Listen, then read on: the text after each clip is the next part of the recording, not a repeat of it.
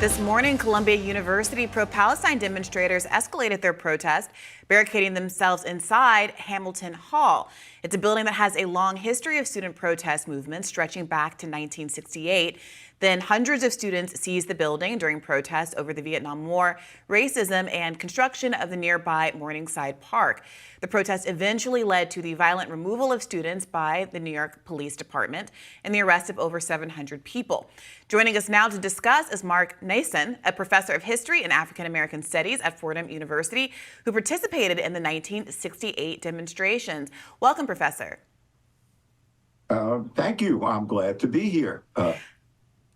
We appreciate you coming, in part because I think a lot of people are wrestling with trying to understand what is now happening on campus and why students have chosen to take over this building, which seems like a departure in terms of strategy from the kinds of encampments that we've seen over the course of the last week or two. So could you provide us some context from your understanding of participating in the 1968 similar occupation of that building as to what the goals are and what happened back then?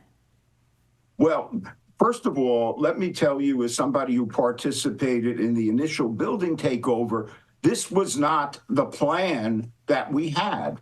This was a protest to try to have a mill-in in the Columbia administration building, but there were security people blocking the entrance. So people in the protest shouted, "Head to the gym site." And then 500 demonstrators veered off into Morningside Park and started trying to tear down the fence surrounding the gym construction site. When police came, then somebody yelled, "Let's go into Hamilton Hall." And so 500 protesters entered Hamilton Hall and then debated what they were going to do with the building. The Black student organizers wanted to barricade it. Some of the white students didn't. So the Black student leaders told the white students to leave, at which point they barricaded the building and basically had the Columbia College dean as their, I don't know if prisoner, but they kept him in the office and didn't let him leave. So I think it's not surprising to me that when the Columbia encampment people were faced with suspension for participating in the encampment, they decided to up the ante and take a building which had a historic significance in terms of Columbia protests. I don't think this was part of their initial plan. It was something that, was a spur of the moment decision. What are your impressions of the protests that have been going on at Columbia and other places? Obviously, we're having a lot of conversation about free speech, which I absolutely support. I think they do have that right and should be able to protest as long as they don't impact the day-to-day functioning of the university so much. What are you seeing? What I'm seeing is people absolutely enraged by the images coming out of Gaza on TikTok and Instagram. Most people over 40 do not get their news from TikTok and Instagram. And the images coming out of Gaza of, starving children, hospitals, universities destroyed, people begging for food are so absolutely heartrending that these students are as filled with rage as the Columbia students were about the Vietnam War, which was still escalating in 1968. And in their rage, they are willing to bring campus life to a stop in order to get their goals met, the same way the Columbia protesters were in 1968. So given what they are feeling, I'm not at all surprised that this protest is deeply intrusive and in some ways threatening. The difference is, in 1968, there weren't a group of students and faculty on campus who felt directly threatened by the protests the way many Jewish students and faculty feel today because of their connection with Israel. And that's the big difference. The protests in 1968 were no more peaceful than these protests are. Remember, students in 1968 at Columbia basically took a dean hostage. And a year later, students at Fordham took a dean hostage in order to get a Black Studies program. I think we forget just how disruptive, intrusive, and in some ways violent the protests of the 60s were. So, I think that none of this is new. What is new is that you have all these students and faculty who feel personally attacked by the protests because of their connection to Israel. And that's a big difference. Professor Naison, I want you to unpack a little bit a part of Robbie's point, which is that a lot of these protests, I think, have been defended on the basis of free speech and have involved overwhelmingly protected First Amendment activity. This is obviously something of a different nature, something that seems better described as civil disobedience. So as someone who is an African-American studies professor, I wondered if you could sort of explain how civil disobedience works differently and maybe opine as to whether or not you think this pivot, instead of saying I'm defending myself and cloaking myself under the First Amendment and you don't have to have a feeling about whether or not you think I'm right or wrong, versus civil disobedience where there just seems to be an ideological statement that's made under the reframed as it doesn't matter if this is legally allowed, this is what's morally right, and I'm willing to go to jail over this. Yeah. Well, there was a statement from the 60s civil rights movement. It isn't nice to block the doorway. It isn't nice to go to jail. There may be nicer ways to do it, but the nice ways always fail.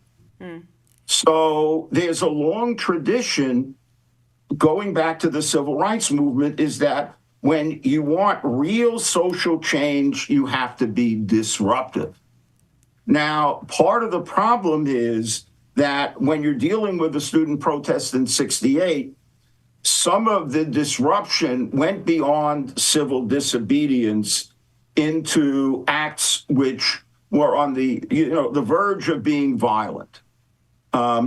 And that puts protesters in a dilemma, and also puts administrators in a dilemma. And that's what's happening now. People are so filled with rage that they want to stop the machine until the U.S. Begins to put pressure on Israel to stop the violence in Gaza and also end the occupation of the West Bank. So this is not pretty, but it wasn't pretty in the 60s either. And it places, university administrators between a rock and a hard place, because it's not like this is just highly disciplined civil disobedience. This is very angry people determined to change a direction of American foreign policy that's been deeply rooted for decades. Well, right, and getting and protesting or engaging in civil disobedience in order to get the university to create an African American studies program, that's a obtainable goal, whereas the Columbia administration can't do anything about the occupation of the West Bank. They're not going to. They're specifically protesting the university's investment in weapons manufacturers and other companies that are invested in Israel. That it's off the table that they would do anything to change that. And hence the escalation, right? Yeah. They say it is. They said that at the beginning of the anti-apartheid movement. Look, this is the beginning of something that could take 5 or 10 years before significant policy change is made. These protesters are very sophisticated as well as very angry. They want to put overwhelming pressure on the Biden administration to cut off military aid to Israel, as well as get institutions to divest. Now, whether they are going to be able to do this is debatable and probably, but don't think that the Biden administration isn't highly aware of what this means, especially in an election year. I think that when we look at this from a long-term perspective, this is the beginning of a very serious effort to redefine the U.S. government relationship to Israel, along with, major institutions like universities. Now, a lot of this could change if the Israeli government changed some of its policies. So I think, you have a ceasefire in Gaza, and you began to take steps towards creation of a Palestinian state in the West Bank. A lot of the fuel for the protest will diminish. But right now, there's no evidence of a ceasefire. There's no evidence of real pressure on Israel's government to agree to a ceasefire. And there's no evidence that this Israel government is committed to creating a Palestinian state, which is what, all of Europe, much of the Middle East wants. So, these students are playing a game of high stakes poker almost to try to force changes in policy on the broadest level. Now, it could backfire. It could help lead to the election of Donald Trump. It could lead to people sending the National Guard to campus. I'm not saying that these students are, in the short run, going to get very much of what they want. But in the long run, I would be willing to bet that U.S. policy towards Israel and Israel's whole approach to the creation of a Palestinian state is going to change. All right. But it might not be this year. It might not be next year, but it will happen. And then people are going to look at these protests as the beginning of something which may have actually led to peace, even though the protests themselves are not peaceful. Going back to 1968, right? That results in the election of Richard Nixon on a pro-police social order policy. As I said in the AP article, Americans don't like student protesters. And they don't like these protesters either. And it could push the country to the right. But the issues being raised are not going away. And to put it bluntly, these protesters are forcing a lot of people to do what they know is right, which is create a Palestinian state. Even the Biden administration says that's what they want. But do you know how hard it's going to be to get this Israeli government to agree to that? Well, also, of course, the U.S. just vetoed recognition of Palestine as a state in front of at the UN just last week. So we see what the incentives here are from our government. We really appreciate you joining us today, Professor Naison. This has been really informative. Well, thank you. This is rough stuff, but it was rough in the 60s, let me tell you. I didn't think I was going to live to be 30 years old, given all the crazy stuff that was happening. And just to give you an idea, though, about protests, a month before the Columbia strike, I was one of 13 people arrested at the gym site, half from Harlem, half from Columbia, as a moral statement because we were convinced the gym was going to go up.